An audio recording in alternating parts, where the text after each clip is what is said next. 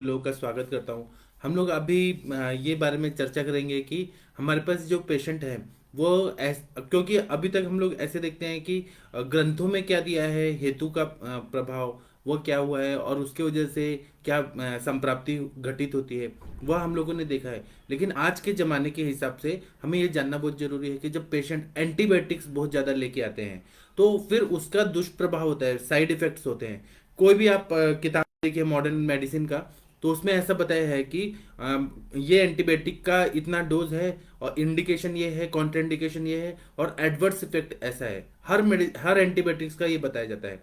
तो पेशेंट हमारे पास जब आते हैं तो एंटीबायोटिक्स का, इस पर एक लेक्चर में नहीं होगा, इस पर तो मैं और भी लेक्चर्स लूंगा एंटीबायोटिक के दुष्प्रभाव। लेकिन अभी मैं एंटीबायोटिक्स के दुष्प्रभाव जन्य जो कोलाइटिस होता है उसको ध्यान में रखते हुए आयुर्वेदीय चिकित्सा क्या देना है, जो भी मैं बता रहा हूँ मैं आदरणीय गुरुजी वैद्य समीर जमदग्नि सर के नोट से बता रहा हूँ। ये सर ने हमको बताया है, पढ़ाया है, वही मैं आप लोगों से शेयर करने के लिए आया हूँ। तो एंटीबायोटिक्स जो रहते हैं उसका उद्देश्य क्या होता है कि जब भी बॉडी में कोई एंटीजन आ रहे हैं, मतलब कोई bacteria gram positive gram negative जो ऐसे बैक्टीरिया आ रहे हैं उनको मारना। उनको अब कुछ होते हैं बैक्टीरिया साइडल, मतलब मारने वाले होते हैं, कुछ होते हैं बैक्टीरियोस्टैटिक, मतलब उनका ग्रोथ को रोकने वाले होते हैं। तो इनका दुष्प्रभाव जो रहता है वो 100% शरीर पे पड़ता ही पड़ता है। ऐसा कोई भी एंटीबायोटिक नहीं है इस दुनिया में, पेनिसिलिन से लेके जितने भी एंटीबायोटिक्स है उनका वो काम तो अच्छा करते हैं, उसमें कोई वो नहीं है, डाउट नहीं है, लेकिन उसका दुष्परिणाम शरीर पर जरूर होता है। और कभी कभी कोलाइटिस जैसे, मतलब जो लार्ज इंटेस्टाइन होता है उसमें इन्फ्लेमेटरी चेंजेस आ जाते हैं। तो वही मैं आप लोगों को बताने के लिए आया हूँ। तो जैसे कि पेनिसिलिन ले लिया, तो पेनिसिलिन अगर बॉडी को सूट नहीं कर रहा है या उसका एडवर्स इफेक्ट हो रहा है, और एडवर्स इफेक्ट तो होता ही होता है, कुछ लोग जो है वो टॉलरेट कर लेते हैं, कुछ लोग नहीं कर पाते हैं। तो एडवर्स इफेक्ट्स में पेनिसिलिन का साइड इफेक्ट्स होता है, सिफेलोस्पोरिन्स रहते हैं उसके साइड इफेक्ट्स होते हैं, एम्पिसिलिन का बहुत ज्यादा साइड इफेक्ट होता है। उसी तरह से इनके साइड इफेक्ट से कोलाइटिस हो जाता है। कोलाइटिस का मतलब इंफ्लेमेशन ऑफ लार्ज इंटेस्टाइन, इसको कोलाइटिस बोलते हैं। इसी तरह से इसमें अब ये स्मॉल इंटेस्टाइन में भी हो सकता है, लार्ज इंटेस्टाइन में भी हो जाता है। तो ये इंफ्लेमेटरी चेंजेस आ जाते हैं, इसीलिए इसको बोलते हैं कोलाइटिस। अब इसमें हेतु यही है कि एंटीबायोटिक्स का ओवरडोज में सेवन करना या जो बॉडी को सूट नहीं कर रहा है वो एंटीबायोटिक्स, पेनिसिलिन, सिफेलोस्पोरिन, एम्पिसिलिन, इन सब का बॉडी पे दुष्परिणाम। अब इसके सिम्टम्स क्या होते हैं, तो जब एंटीबायोटिक्स का दुष्प्रभाव होता है, एडवर्स इफेक्ट होता है, तो पेशेंट को अतिसार लग जाता है, डायरिया हो जाता है, डिसेंट्री हो जाता है, मतलब विसूचिका जैसे वेदना होने लगती है, और कभी कभी पेट में बहुत ज्यादा कॉलिकी पेन होता है, मतलब बहुत ज्यादा मरोड़ आ के पेन होने लगता है। अब इसमें क्या होता है कि यह ना पहले एंटीबायोटिक का जब काम होता है तो उसमें क्या होता है कि वह बैक्टीरिया को मारने लगते हैं। बैक्टीरिया को मारेंगे, ठीक है, या फिर उनका ग्रोथ को वो रोकेंगे। बैक्टीरियोस्टैटिक होते हैं या बैक्टीरिया साइडल होते हैं। तो उसके वजह से जब ये काम होता है एंटीबायोटिक्स का तो एक टॉक्सिन रिलीज होता है, मतलब एक विष तैयार होता है, और वह उसकी वजह से वह विष इतना ज्यादा दुष्परिणाम देता है कि वो इंटेस्टाइन का इन्फ्लेमेशन कर देता है, इंटेस्टाइन में अंदर ही अंदर शोथ उत्पन्न कर देता है, और वह शोथ की वजह से बहुत सारे डायरिया शुरू हो जाते हैं या फिर डिसेंट्री शुरू हो जाता है। तो अब हम ट्रीटमेंट क्या करेंगे, तो पहले तो हम लोग उसमें हम ये देखेंगे कि विष की चिकित्सा करना है, विष की चिकित्सा करना है और ग्रहणी की चिकित्सा करना है। मतलब वहां पे जो ग्रहणी कला दूषित हो गई है विषजन्य प्रभाव से, तो उस पे हमें काम करने वाली दवाइयां देनी है। तो इसके लिए कुछ कुछ मैं योग बता रहा हूँ जो आप लोगों को 100% फायदा होगा। इसका प्रयोग मैं अपने प्रैक्टिस में करता हूँ, मुझे 100% फायदा होता है। तो इसी में आते हैं ग्रहण्यान्तक कषाय करके एक दवाई है जो सहस्त्र योगम नाम के पुस्तक में है। वह 45 ml सुबह, 45 ml शाम को खाने के बाद अगर दे दिया, ग्रहण्यान्तक कषाय, उसका प्रयोग करने से बहुत अच्छा फायदा होता है। इसी तरह से एक कैदार्यादि कषायम आता है, 45 ml सुबह, 45 ml शाम को, ये जब हम देते हैं खाने के बाद तो कैदार्यादि कषायम देने से भी बहुत अच्छा फायदा होता है। इसी तरह से मुस्तादी कषायम, इसका प्रयोग हम लोग खाने के समान समान वायु पे जब हम करते हैं, 2 ग्रास खा के और मुस्तादी कषायम का प्रयोग करते हैं, तो ये आम का भी पचन करता है, और मुस्ता जो है वो एंटीबायोटिक के दुष्परिणाम से जो इंफ्लेमेटरी चेंजेस है उस पर बहुत अच्छा काम करता है। ये सारे जो 3 मैंने बताया, ग्रहण्यान्तक कषायम, फिर कैदार्यादि कषायम, मुस्तादी कषायम, इसका जो है सहस्त्रगम नाम के पुस्तक में पूरे अच्छे से उल्लेख किया गया है। मैं इस पे आप लोगों को बताऊंगा अभी ये मेडिसिन का कैसे कार्य कारण भाव रहता है, किस तरह से कार्य करता है। इसी तरह से एक मुस्ता तक्र रहता है, उसका विधि मैं बताता हूँ जो अपने ग्रंथकारों ने बताया है। मुस्ता तक्र का प्रयोग करना है तो पहले 250 ml दही ले लीजिए और उसमें 2 लीटर पानी डाल के पूरा अच्छे से मथ दीजिए, और मथने के बाद उसमें मुस्ता डाल दीजिए और उसमें जीरा भून के डाल दीजिए, काला नमक डाल दीजिए और फिर उसको बॉईल करिए हल्दी डाल के, और उसको बॉईल करने के बाद फिर उसको छान के और गरम गरम पीना है, और दिन भर में वो पियेंगे तो उससे मुस्तादी तक्रम जो रहता है, ये सुबह दोपहर शाम रात ऐसे पूरा 2.5 लीटर तक पीना है पेशेंट को। तो ये आम का पचन करता है और इससे बहुत अच्छा फायदा हो जाता है कि जो इन्फ्लेमेटरी चेंजेस आए हैं कोलोन में, इंटेस्टाइन में, वो पूरी तरह से ठीक हो जाते हैं। इसी के साथ में मैं आप लोगों को कुछ और भी बहुत सारी दवाइयां बताऊंगा जो आप लोगों के प्रैक्टिस को और बहुत ज्यादा बढ़ा देंगे। इसमें आता है कि नेग्रोदादी गण। अब मैंने ये बताया कि एंटीबायोटिक्स है, एक तरह से विष है, तो हमें विष की चिकित्सा करनी है, विष का कॉमन द्रव्य लेना है और हमें जो कोलाइटिस को भी ठीक करे उसमें। तो मैं कुछ कुछ पहले कषाय बताऊंगा, फिर कुछ घृत बताऊंगा, कुछ रसकल्प बताऊंगा जो आप लोगों का प्रैक्टिस। और ऐसा नहीं है कि केवल मेरे पास पेशेंट आते हैं, आप लोगों के पास भी पेशेंट आते हैं जिन्होंने एंटीबायोटिक्स बहुत ज्यादा खाया है और उसके वजह से इंफ्लेमेटरी चेंजेस आके कोलाइटिस हो गया है, पेट में दर्द होता है, डिसेंट्री और डायरिया हो रहता है, और वो पेशेंट आईबीएस के शिकार रहते हैं, मतलब इरिटेबल बाउल सिंड्रोम। उनको खाया पिया पचता नहीं है और कभी कभी ग्रहणी होता है तो मोर बदम मोर द्रवम ऐसे मल प्रवृत्ति कंटिन्यू रहती है, और वो जिंदगी भर डोमपेरिडोन, फिर ओमेप्रेजोल, फिर रेनिटिडिन, ऐसे बहुत सारी दवाइयां हमेशा, एंजाइम्स, डाइजीन, बहुत सारी दवाइयां हमेशा खाते रहते हैं। कभी उनको कॉन्स्टिपेशन होता है, कभी लूज मोशन होता है, तो पूरा ग्रहणी कला में इंफ्लेमेटरी चेंजेस आ जाते हैं। तो इसको ठीक करने के लिए नेग्रोदादी गण कषाय जो है 45 ml सुबह 45 ml शाम को अगर हमने दे दिया नेग्रोदादी कषायम, तो ये जो एंटीबायोटिक्स का जो विषारी परिणाम है, टॉक्सिक इफेक्ट है, उसको क्योंकि ये नेग्रोद आदि जो है ये शीरी वृक्ष के वृक्ष है, तो यह क्या करते हैं कि विषग्न है, मतलब विष जन्य जो प्रभाव है उसको ठीक करते हैं, और कषाय रसात्मक होने से इंटेस्टाइनल लेयर्स को ताकत दे देते हैं। इसी तरह से प्रिंगवादी गण कषायम, प्रिंगवादी गण कषाय भी अगध द्रव्य है, यह भी एंटीबायोटिक्स के दुष्परिणाम को पूरी तरह से नष्ट कर देता है और इंटेस्टाइन को ठीक करता है, और इन्फ्लेमेशन को भी ठीक करके वह डायरिया और डिसेंट्री, क्योंकि कषाय रसात्मक द्रव्य है तो डायरिया, डिसेंट्री और उदर शूल ये सबको पूरी तरह से ठीक कर देता है। इसी तरह से लाक्षा सिद्ध क्षीर कषायम, इसका प्रयोग करें। लाक्षा ले लीजिए, उसको क्षीर पाक विधि से पका के और उसको उसमें मधु डाल के और वह पीने के लिए दीजिए। तो लाक्षा आप लोगों को पता है कि संधानीय गण में आता है, और वह वहां पे जो इंटेस्टिनल कोलाइटिस हो रहा है बहुत ज्यादा एंटीबायोटिक्स के दुष्परिणाम से, तो वहां पे लाक्षा जो है वो अपने प्रभाव से संधान कार्य करता है, हीलिंग करता है, और जो दुष्प्रभावजन्य विषजन्य जो प्रभाव है उसको पूरी तरह से नष्ट करके पेशेंट को ठीक कर देता है। उसको भी 45 ml सुबह 45 ml शाम को, मतलब उतना देने से बहुत अच्छा फायदा होता है।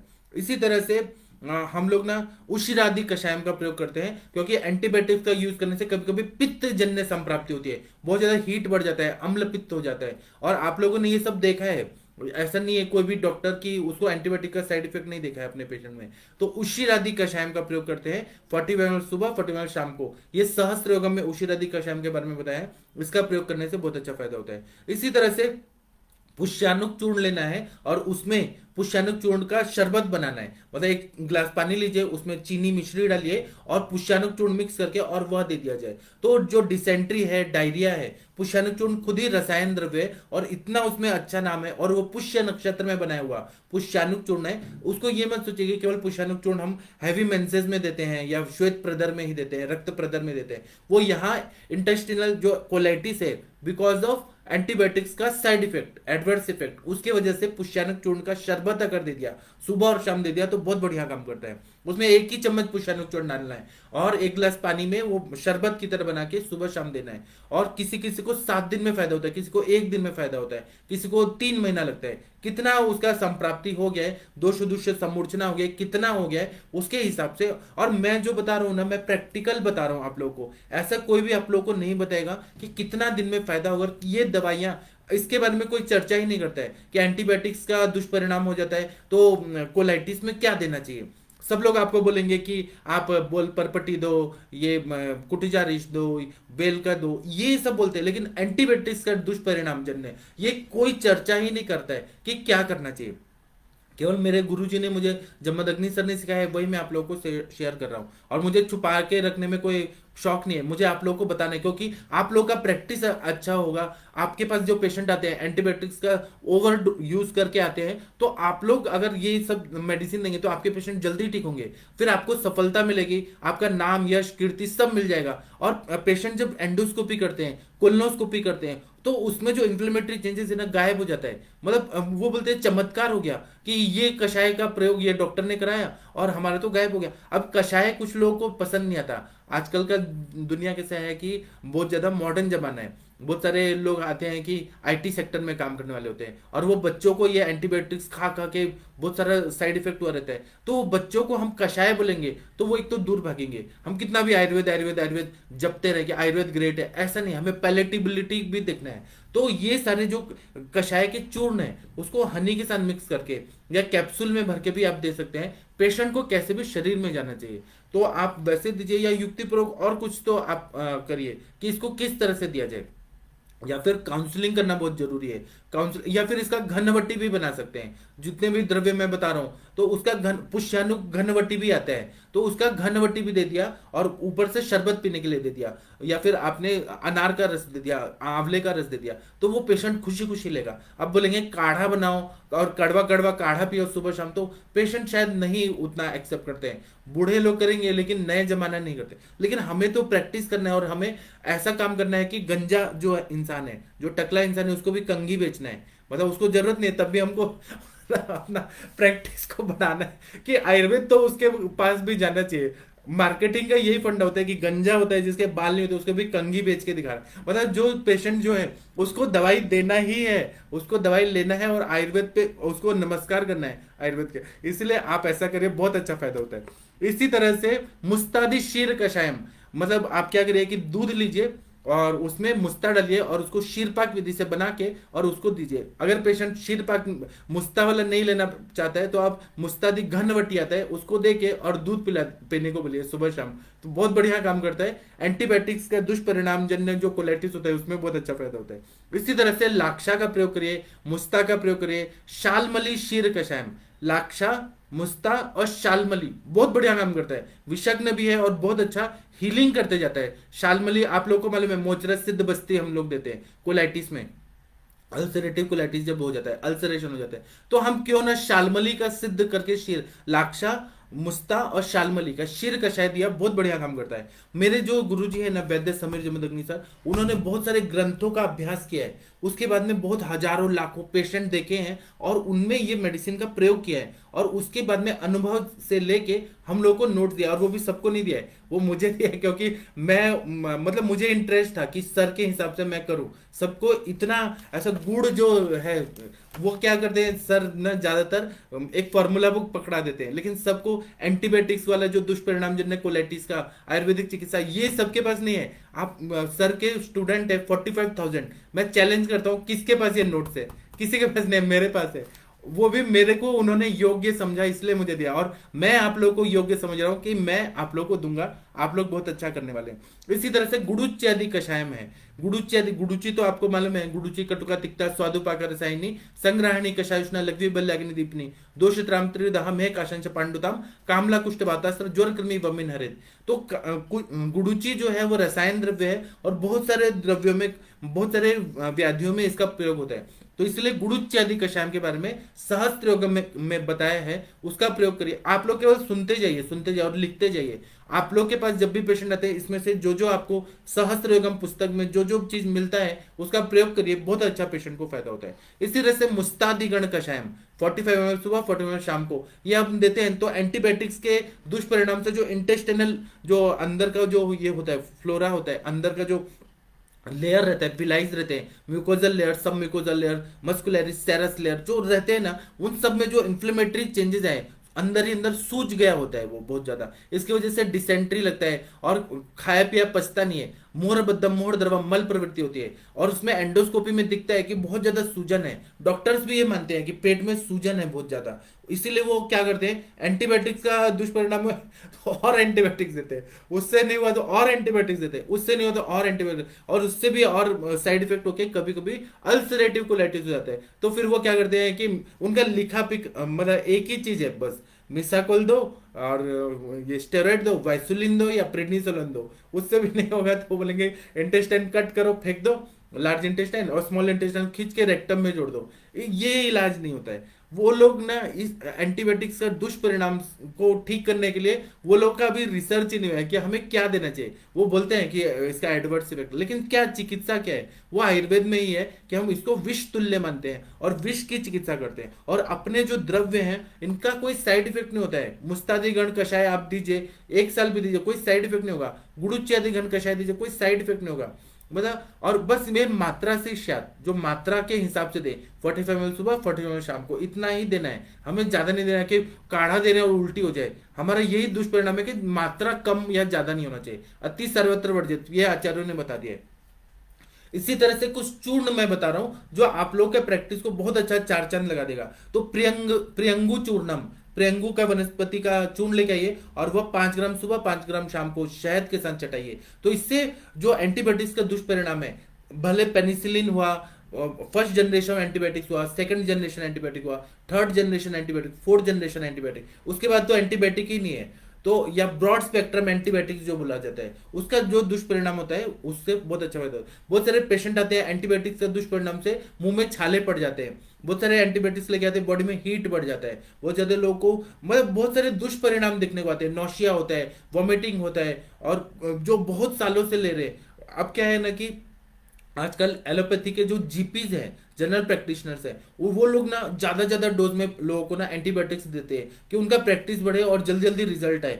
लेकिन वो लोग, उनको मालूम है कि एडवर्स इफेक्ट है, तब भी वो धड़ल्ले से एंटीबायोटिक्स देते हैं। ये गलत है। आप लोग दुबई में जाएंगे, मिडिल ईस्ट में जाएंगे, या फिर आप अमेरिका में जाएंगे, तो वहां पर सेकंड जनरेशन या थर्ड जनरेशन का ही एंटीबायोटिक्स चल रहा है। लेकिन इंडिया में कैसा है कि फोर्थ जनरेशन का एंटीबायोटिक्स तुरंत दे दिया जाता है, मतलब जो बहुत ज्यादा पावरफुल दवाई है एंटीबायोटिक्स, वो दे दिया जाता है। और मतलब फिर पेशेंट को ऐसे आदत हो जाती है, तो फर्स्ट जनरेशन तो पेनिसिलिन वगैरह है, सेकंड और थर्ड जनरेशन का यूज ही नहीं करते हैं, फोर्थ जनरेशन पे ही करते हैं। अब एक ऐसा डर है दुनिया को कि अगर सुपर बग तैयार हो गया, बैक्टीरिया ने म्यूटेशन किया और सुपर बग तैयार हो गया, तो क्या देंगे, एंटीबायोटिक्स ही नहीं है इस दुनिया में, फिर क्या देंगे ऐसा।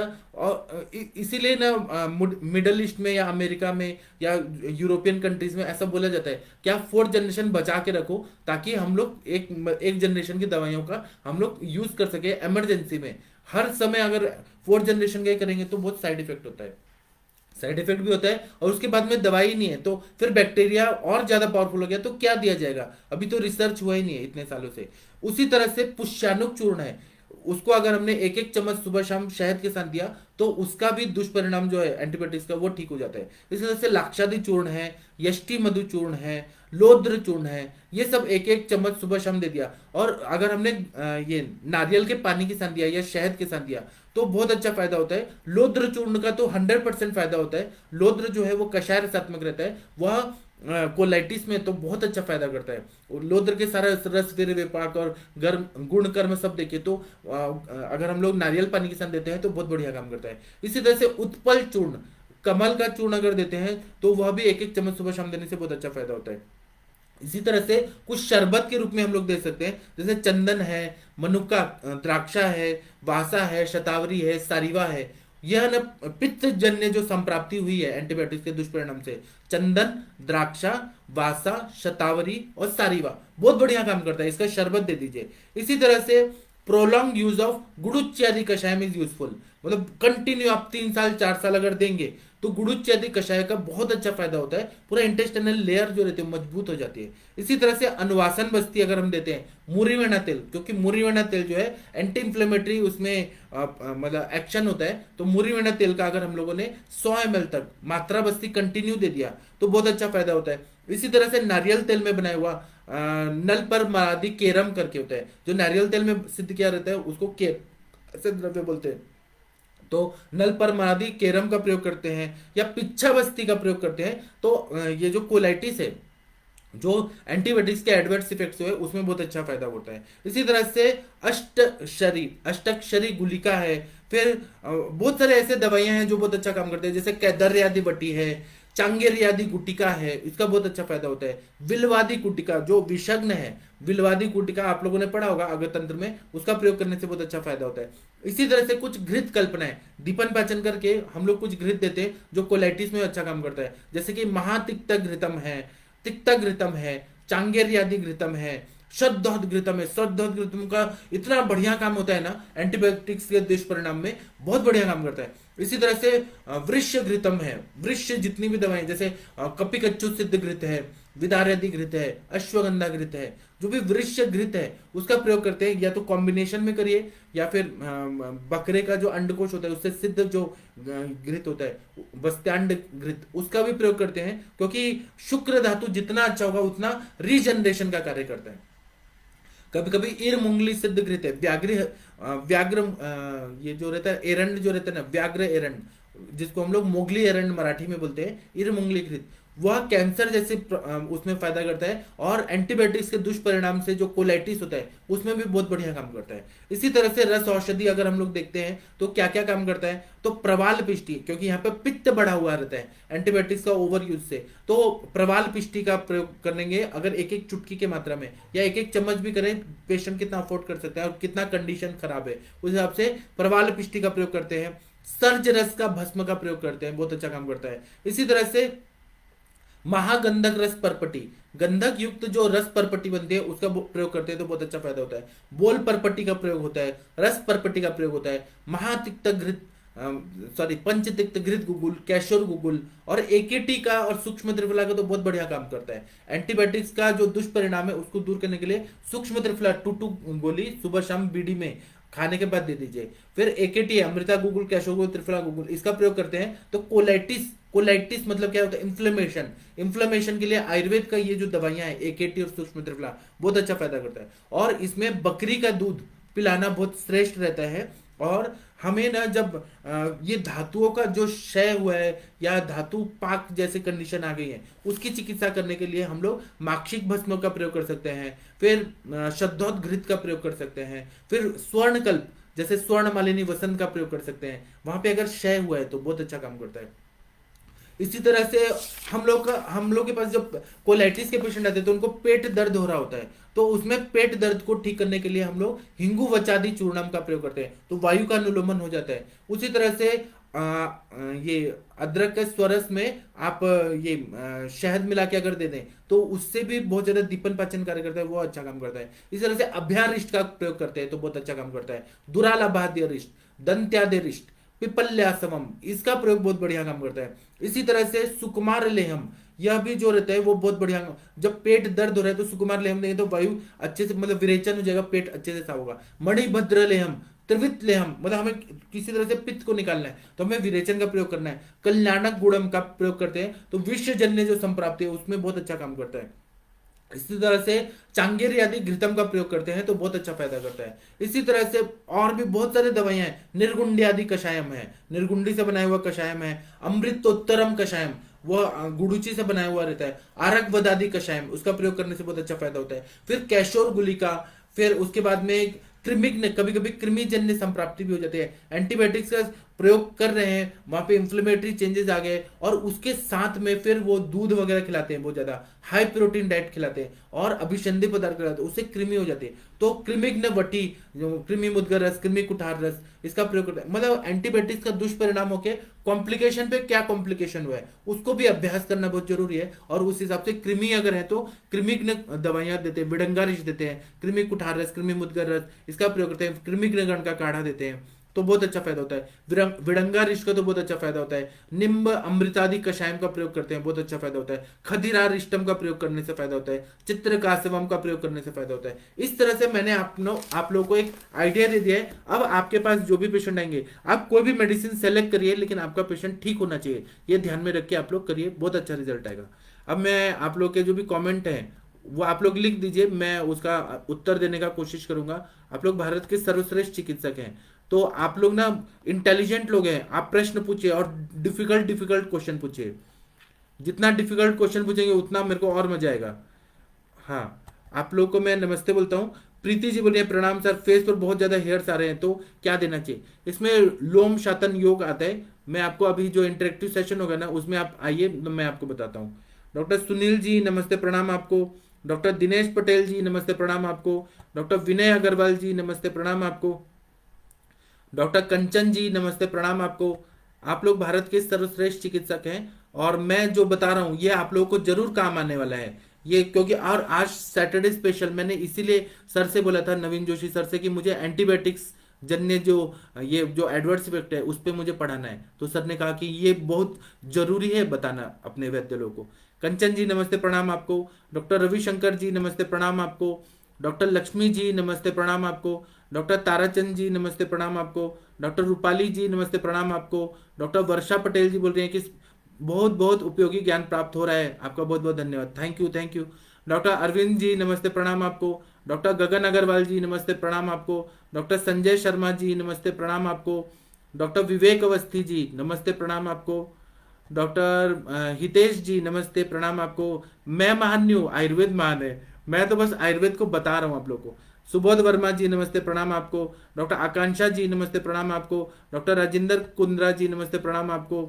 डॉक्टर वैशाली जी नमस्ते प्रणाम आपको। डॉक्टर निक पटेल जी बोल रहे हैं एंटीबायोटिक से गर्मी साइड इफेक्ट के लिए धनिया पानी के साथ गोक्षरादि गुगुल देने से भी लाभ होता है। आपका बात सही है, हमें कैसे भी पित्त की चिकित्सा करना है।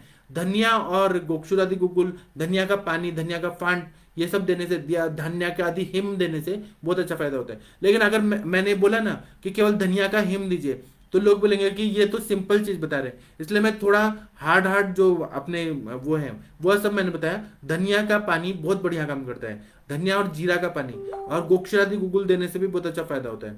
आपका बात 100% सही है। डॉक्टर सनातन जी बोल रहे हैं कि साम द्रवमल अवस्था में मल को बांधने प्राकृतिक रूप में लाने के लिए किन ग्राही योगों का प्रयोग करें जिसमें स्तंभन न हो और लॉन्ग टर्म में यूज करें? तो इसमें पुरुष संग्रहणीय गण देखिए, चरक संहिता में सूत्र स्थान में पुरुष संग्रहणीय गण वो देखेंगे तो उसमें आपको बहुत सारे द्रव्य मिल जाएंगे, उसका सिलेक्शन करके आप लोग दीजिए और बहुत अच्छा फायदा होगा। जेड आयुर्वेदा जी नमस्ते प्रणाम आपको। डॉक्टर सविता जी नमस्ते प्रणाम आपको। डॉक्टर रवि जी नमस्ते प्रणाम आपको। डॉक्टर विकास जी नमस्ते प्रणाम आपको। आप लोग भारत के सर्वश्रेष्ठ चिकित्सक हैं।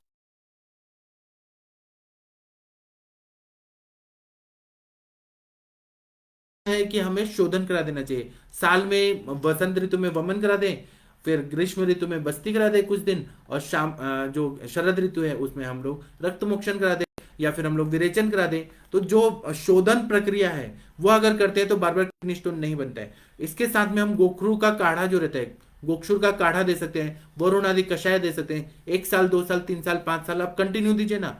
पुनर्नवा का काढ़ा या पुनर्नवारिष्ट कंटिन्यू, उसको बोले खाने के बाद पुनर्नवारिष्ट लेना है आपको, या गोक्षुर आदि गुगुल लेना है, कोई साइड इफेक्ट नहीं होता है लॉन्ग टर्म में भी यूज किया तो। गोक्षुर तो वृक्ष भी है, रसायन भी है, तो आप गोक्षुर आदि गुगुल कंटिन्यू दीजिए, कोई साइड इफेक्ट नहीं होता है। डॉक्टर रमेश गौतम जी नमस्ते प्रणाम आपको।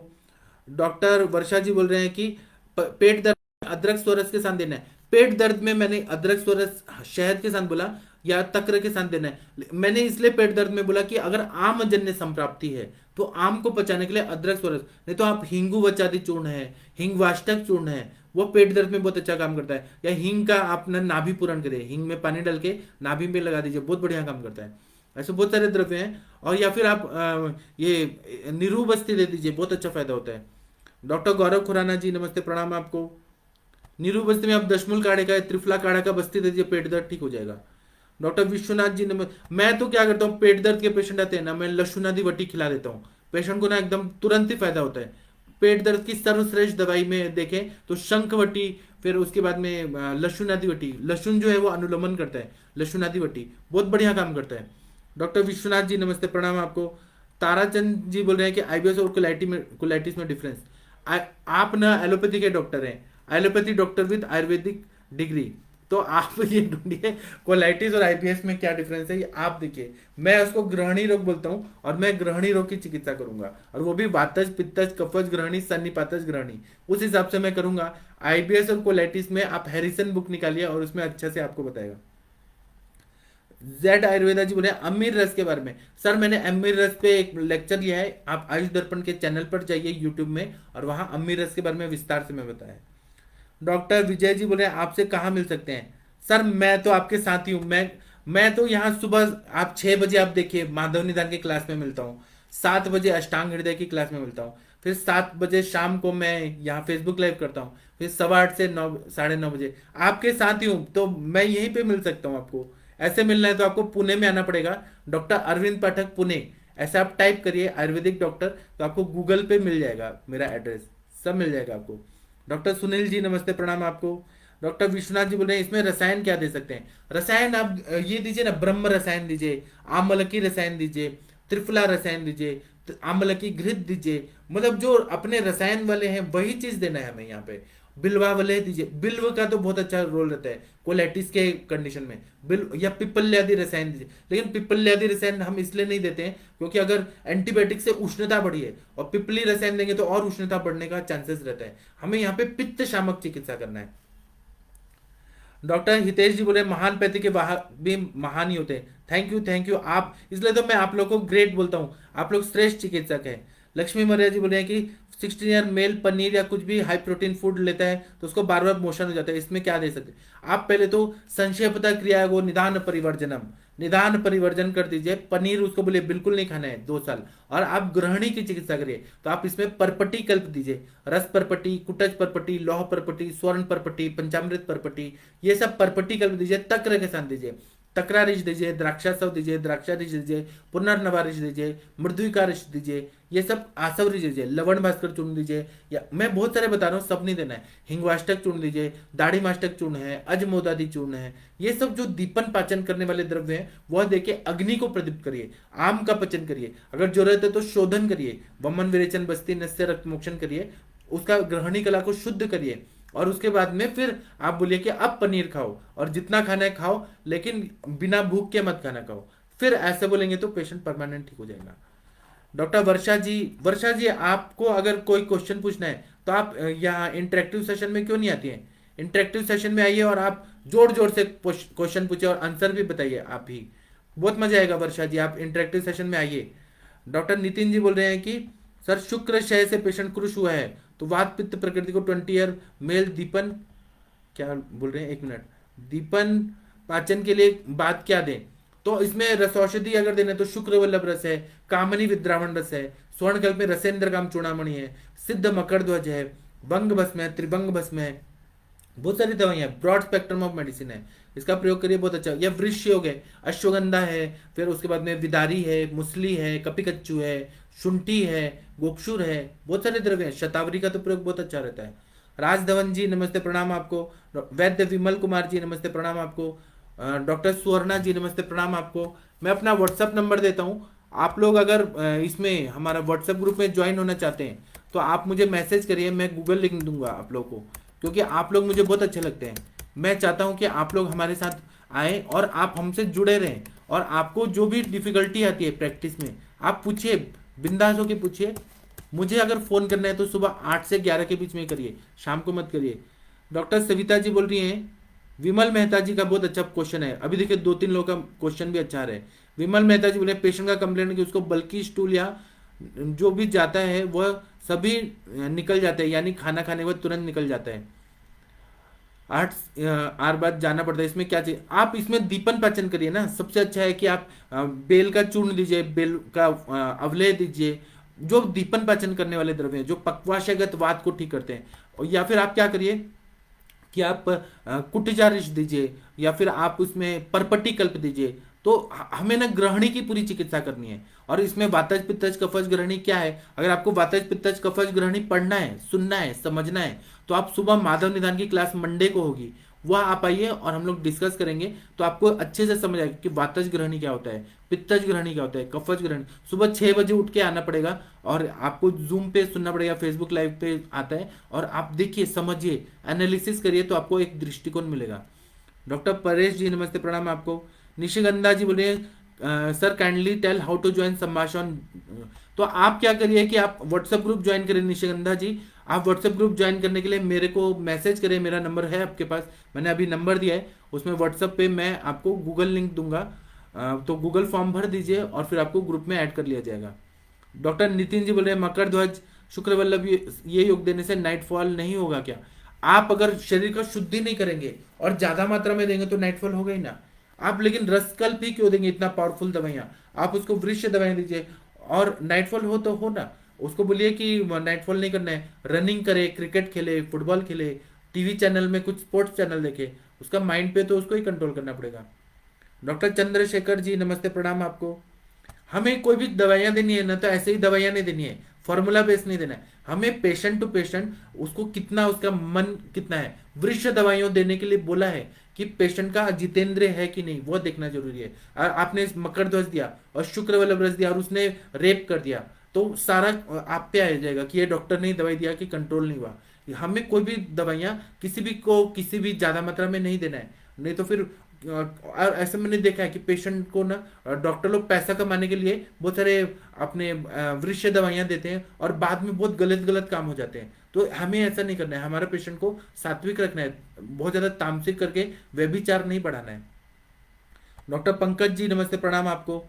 डॉक्टर विनय अग्रवाल जी बोल रहे हैं रस रक्त आम पाचक कितने दिन लगातार दे सकते हैं? आप कंटिन्यू दीजिए सर, जब तक उसका आम पाचन नहीं होता है, जब तक रस शुद्धि नहीं होती है, रक्त दूष जब तक संप्राप्ति भंग नहीं होती है, तब तक आप कंटिन्यू दे सकते हैं। 3 साल दीजिए, क्योंकि अगर पेशेंट मिथ्याहार विहार कर रहे हैं, आम उत्पत्ति हो रहे हैं, तो कंटिन्यू देने में कोई प्रॉब्लम नहीं है, आप कंटिन्यू दे सकते हैं। लेकिन ये बात है कि रस पाचक दे रहे हैं, रक्त पाचक दे रहे हैं, आम पाचक दे रहे हैं, तो ये जो अपने द्रव्य हैं इससे रुक्षता बढ़ती है पाचक द्रव्यों से, क्योंकि तिक्त रसात्मक या कटु रसात्मक द्रव्य रहते हैं, तो वायु का प्रकोप होने का डर रहता है। इसलिए घृत पान कराना और तक्र का सेवन कराना वह भी नियमित रूप से रहना चाहिए।